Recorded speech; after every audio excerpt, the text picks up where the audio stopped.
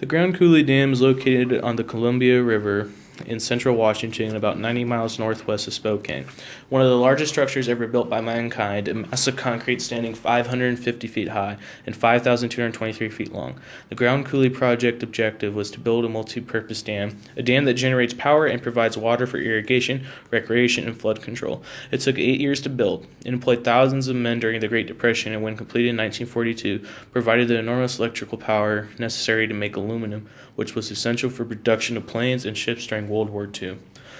To complete construction of the colossal dam, the construction companies had to use new tools and technologies. One of those new technologies used in the project was the conveyor belt. A 2-mile-long conveyor belt, at the time the world's longest, was built to haul away the excavated earth and rocks, an innovation that was faster and more efficient than using trucks. The sheer volume of the concrete in Grand Coulee Dam presented another big challenge. The natural cooling process in a structure as huge as Grand Coulee Dam would take centuries.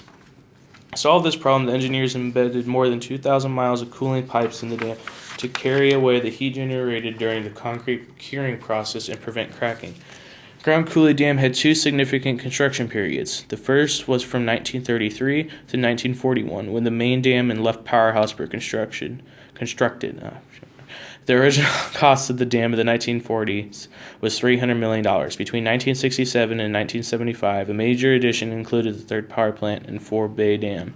The cost for this addition was to $700 million in the 1980s. The equivalent dollar value for the original structure is $5.541 billion, and the extras that were added on was another $2.002 billion. The dam is not currently paid off. It is on a 50-year payment schedule, with the last payment scheduled to be made in the year 2044. The construction of the Great Coulee Dam brought several benefits to the United States. It put people to work at a time when the national employment rate had reached 25%. There's that harvest energy and then contribute and distribute the energy to cities in the nearby area. The total capacity for the dam's power is 7,079 megawatts. The power production was very important during the World War II. When the dam was first built, the irrigation was halted during the war so they could power aluminum smelters, Boeing factories, and even plutonium production for the Manhattan Project. It provided power that helped the nation win a war. The dam has 12-foot wide pipes that lead to a canal that transfers the water to a storage lake.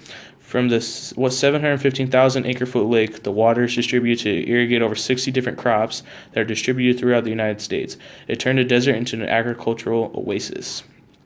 However, like everything in life, these benefits came with a price. About 400 farms and 10 small communities with a total population between 3,000 and 4,000 were focused to relocate from areas flooded by the dam.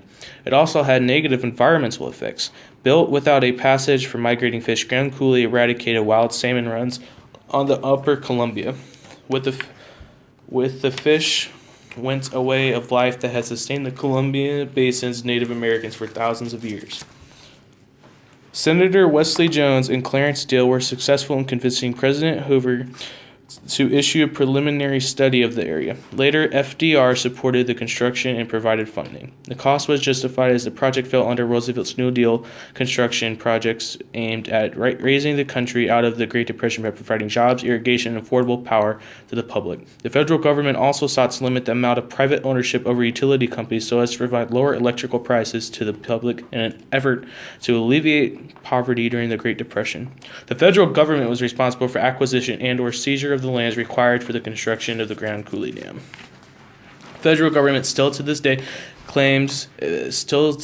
faces claims made by Native American tribes whose lands they claim and were seized with and against their will and without adequate compensation. The Grand Coulee project, even with its negative attributions, harming ancient tribes, wildlife, and private ownership, also helped provide power, tourism, water, and jobs to a country that needed them.